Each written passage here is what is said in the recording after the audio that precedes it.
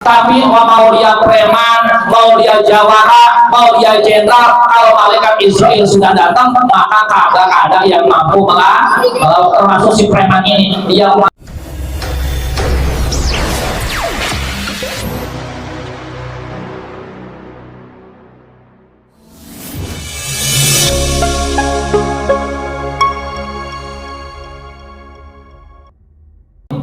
ya, dalam kitab Mukasyafatul Qulub karya Imam Ghazali, di sono dijelaskan dulu ada seorang preman kampung. Preman apa bu? Preman kampung, kalau orang kampung bilang mah tukang mabok, tukang bobok, tukang tarok, tukang narogok yang tetan. Pokoknya mah jahat. Satu kampung gak ada yang senang sama preman ini, biar resep, biar kerok. Ya, nggak ada kebaikan, nggak ada amal soleh di tengah-tengah masyarakat. Tapi mau dia preman, mau dia jawara, mau dia jenderal, kalau malaikat Israel sudah datang, maka kagak ada yang mampu termasuk si preman ini. Dia mati. Ya, kalau zaman sekarang mati, meninggal, kemudian datang ke masjid, ke musola, diumumkan berita kematiannya pakai speaker, orang-orang yang dengar bukan ngucapin inna lillahi wa inna ilaihi raji'un, disebutin si Fulan bin Fulan meninggal dunia, mereka kompak jawab alhamdulillah. Preman mati orang bukan ngucapin inna lillahi, malah ngucapin alhamdulillah. Ada bilang alhamdulillah berarti sekarang kampung kita aman. Yang punya ayam gak usah takut lagi ayamnya dimaling.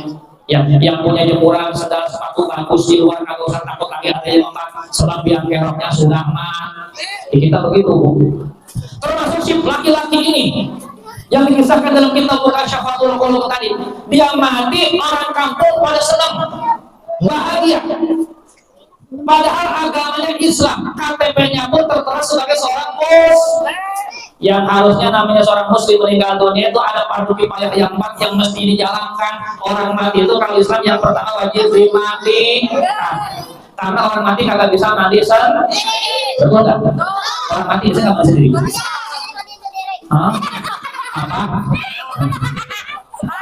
Yang kedua, orang mati kalau dia bisa, kewajiban kita sebagai muslim mengkafani. Betul. Yang ketiga, menyerahkan, dan yang keempat menguburkan.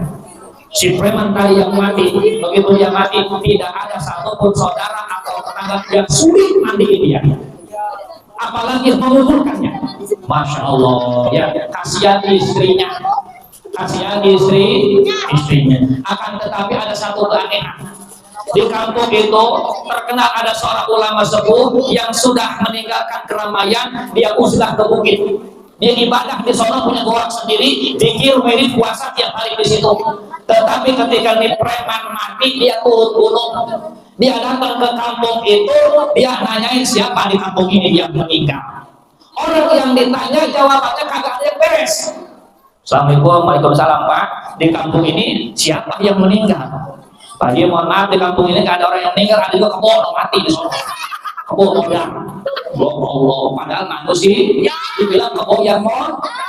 Rata-rata yang ditanya jawabannya kagak lagi, sehingga kemudian sampailah kepada istri si preman yang mati tadi. Assalamualaikum, waalaikumsalam Bu, apa benar di kampung ini ada yang meninggal? Ada Pak Kiai. Siapa? Suami saya sendiri. Udah disolatin? Belum. Udah dimandiin? Belum ada, belum ada yang mau, ada yang mau. Masya Allah. Ya udah sini saya kerjakan. Saat yang memandiin, apa yang berarti dan kuburin. Pak Kiai mau. Orang sini nggak ada yang mau. Pak Kiai kenapa? Nggak tahu. Akhirnya di Kiai mendatangi warga masyarakat, bertanya kenapa kalian sebagai sesama muslim ada orang meninggal dunia kagak mau ngurus. Jawabannya itulah tadi. Kejelekan orang ini semasa hidup diceritakan semua. Kiai ngomong begini, Bapak Ibu sekalian termasuk istrinya si mayit, saya mau tanya, coba ada nggak kebaikan si mayit semasa hidup? Semua bilang nggak ada. Istrinya ditanya sama jawabannya, nggak ada. Pak Kiai yang dibilang orang kampung bener, yang tukang mabok suami saya, yang kalau Jumatan pulang bawa sendal paling bagus juga suami saya. Hah? Budi mana? Oh judi, yang tukang judi suami saya, yang suka mabok janda juga suami saya. Kata si istri, nggak boleh iman kebaikannya, coba pasti ada. Saya itu sudah lama tidak turun gunung, tapi saya ketika satu malam tadi tidur, mimpi didatangin seseorang yang memerintahkan saya turun ke kampung ini untuk ngurusin jenazah almarhum. Coba pikir-pikir, sebab apa? Sejahat-jahatnya orang, seburuk-buruknya orang, pasti ada kebaikannya. Betul? Sebaik-baiknya orang, sesoleh-solehnya manusia, keburukannya pasti ada. Ingat pepatah, sekecil-kecilnya ikan kering pasti ada dagingnya, dan segede-gedenya ikan pasti ada tulannya. Nah, coba pikir, si ibu ini istrinya preman, kemudian dia pikir, akhirnya ketemu. Masya Allah Pak Kiai, kalau benar kayaknya ini apa tuh, suami saya itu sejahat-jahatnya dia, segalak-galaknya dia, sebaru-baru dan senakal-nakalnya, dia itu adalah orang yang tidak tegaan kepada yatim piatu. Setiap hari kalau ada yatim yang lewat depan rumah, pasti dipanggil, disuruh masuk. Kalau ada uang dikasih uang, kalau ada makanan dikasih makanan, kalau nggak ada minimal dikasih minum dan diusap kepalanya sambil dimakan kebaikan.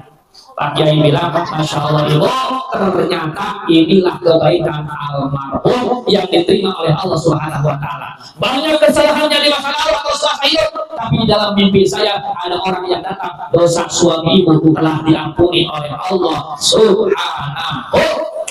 Itu barokah apa? Barokah peduli dan mau menyantuni anak yatim. Maka mudah-mudahan keberkahan, kebaikan demi kebaikan semua diberikan oleh Allah kepada hamba-hamba Allah yang tergerak hatinya menjadi donatur sebagai orang yang peduli kepada anak yatim, khusus pada malam hari ini untuk anak-anak yatim kita semua. Amin ya Allah. Untuk